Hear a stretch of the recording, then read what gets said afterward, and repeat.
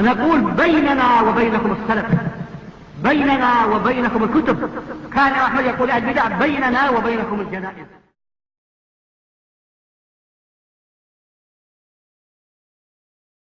عقيدة التوحيد هي الأساس الذي يبنى عليه هذا الدين،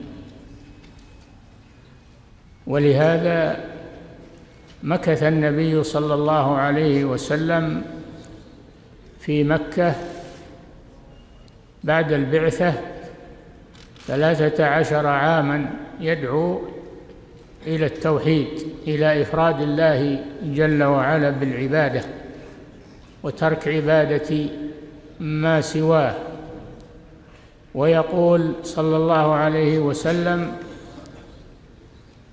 أيها الناس قولوا لا إله إلا الله تفلحوا. وقال لقريش لما اجتمعوا إليه عند الصفا، قال لهم: ألا أدلكم على كلمة تملكون بها العرب وتؤدي إليكم أهل الأديان الأخرى الجزية؟ قالوا: بلى. قال: قولوا لا إله إلا الله، قولوا لا إله إلا الله. فهذه العقيدة هي معنى هذه الكلمة العظيمة: لا إله إلا الله، أي لا معبود بحق إلا الله سبحانه وتعالى.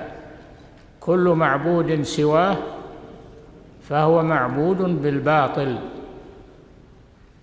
هذا معنى هذه الكلمة العظيمة التي بدأ الرسول صلى الله عليه وسلم بالدعوة إليها.